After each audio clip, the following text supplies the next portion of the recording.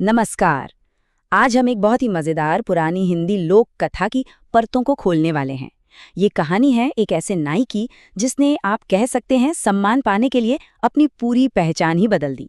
और मजे की बात यह है कि उसका ये दिखावा उसे कामयाबी के बहुत बहुत करीब ले गया। और यही सवाल असल में हमारी कहानी के बिल्कुल केंद्र में है। चलिए, परम नाम के इस नाई के बेटे की दुनिया में चलते हैं और देखते हैं कि समाज में अपनी जगह से वो इतना नाखुश क्यों था और सम्मान पाने के लिए वो आखिर किस हद तक चला जाता है। तो ठीक है, कहानी की शुरुआत करते हैं परम की दुनिया से। सबसे पहले ये समझना जरूरी है कि आखिर उसकी रोज की जिंदगी थी कैसी और वो क्या वजह थी जिन्होंने उसे अपनी पहचान से भागने पर मजबूर कर दिया। देखिए, ऐसा नहीं था कि परम को कुछ आता नहीं था। उसे पूजा पाठ के सारे रीति रिवाज, सारे मंत्र आते थे। लेकिन दिक्कत ये थी कि उसकी सारी काबिलियत उसकी सामाजिक पहचान के नीचे दबी हुई थी।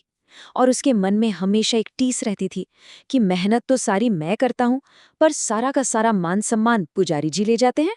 तो उसकी दुनिया का जो समीकरण था वो बहुत ही सीधा साधा था। नाई का बेटा, मतलब काम का बोझ बहुत ज्यादा पर सम्मान बिल्कुल कम। और दूसरी तरफ पुजारी, जिसका काम कम पर सम्मान बहुत ज्यादा। बस इसी एक असंतुलन ने उसकी महत्वाकांक्षा को हवा दे दी और उसने मन में ठान लिया कि वो इस पूरे समीकरण को पलट कर ही रहेगा। तो परम अब क्या करता है, वो अपनी पुरानी पहचान को हमेशा के लिए पीछे छोड़कर बिल्कुल नए सिरे से एक नई पहचान गढ़ने की एक योजना बनाता है। उसकी रणनीति आप देखें तो बिल्कुल सीधी थी। उसका मानना था कि अगर जगह बदल दी जाए तो पहचान भी बदली जा सकती है। वो बस एक ऐसी जगह जाना चाहता था जहां कोई कोई भी उसे न जानता हो, ताकि वो एक बिल्कुल नई, एक फ्रेश शुरुआत कर सके। तो वो पहुंच जाता है एक नए गांव में और वहां वो अपना परिचय परम नाई के तौर पर नहीं देता। नहीं, वो खुद को बताता है परम शर्मा, एक ज्ञानी पुजारी। और जानते हैं क्या, उसका ये नाटक एकदम काम कर गया। एक गांव वाले ने उसे सच में ब्राह्मण मान लिया और अपने घर में पनाह दे दी। ये थी उसकी पहली कामयाबी। और इससे ये भी साबित हो गया कि सिर्फ पवित्रता का दिखावा करके भी दुनिया की आंखों में धूल झोंकी जा सकती है।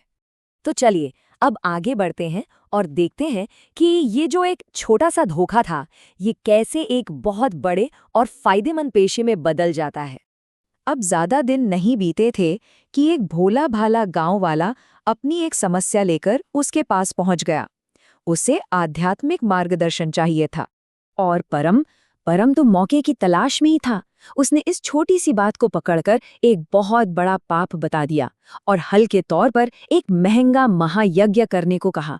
अब इससे हुआ क्या, एक तो पुजारी के तौर पर उसका रुतबा बढ़ा और दूसरा, उसकी आमदनी का रास्ता भी खुल गया। और बस फिर क्या था, उसकी सफलता तो बढ़ती ही चली गई। देखते ही देखते उसके पास वो सब कुछ आ गया जिसका उसने कभी सपना देखा था। ढेर सारा धन, खूब इज्जत, एक बड़ा सा 2 मंजिला घर और यहाँ तक कि एक परिवार भी। लेकिन कहते हैं ना कि शक्ति इंसान को बदल देती है। इस नई नई मिली शक्ति और सम्मान ने परम को बहुत अहंकारी बना दिया। हालत ये हो गई कि वो अपनी ही पत्नी के साथ नौकरों जैसा बर्ताव करने लगा। वो ये भूल गया था कि उसकी ये पूरी की पूरी दुनिया एक बहुत बड़े झूठ पर टिकी है। लेकिन कहानी में ट्विस्ट तो आना ही था।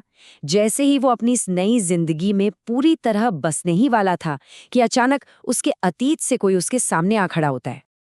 हुआ यूं कि एक दिन वो एक ज्योतिषी का नाटक कर रहा था। तभी एक ऐसी घटना हुई जिसने मानो उसकी पूरी दुनिया ही हिला दी। उसे उसके ही गांव के एक आदमी ने पहचान लिया और बस एक पल में उसका सारा ढोंग, सारा नाटक खतरे में पड़ गया। अब परम तो बुरी तरह घबरा गया। उसने फौरन उस आदमी का मुंह बंद करने के लिए, उसकी चुप्पी खरीदने के लिए एक छोटी सी रिश्वत की पेशकश की। पर वो आदमी भी चालाक था।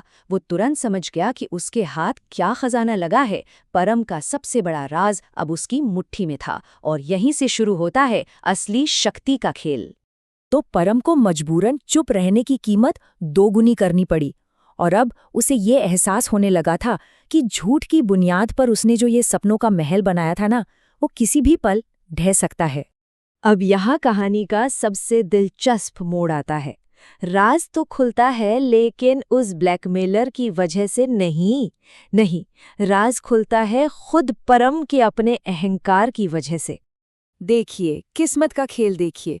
कहानी में एक और मोड़ आता है जब परम की अपनी सास उसी ज्योतिषी के पास पहुंच जाती है, यानी अनजाने में अपने ही दामाद परम के पास। और वो मदद मांगती है अपनी बेटी के लिए। पूछती है कि वो अपने पति का प्यार आखिर कैसे जीते। और परम ये सोचे बिना कि वो अपनी ही सास से बात कर रहा है, उसे पति को वश में करने के लिए एक जादुई मंत्र दे देता है।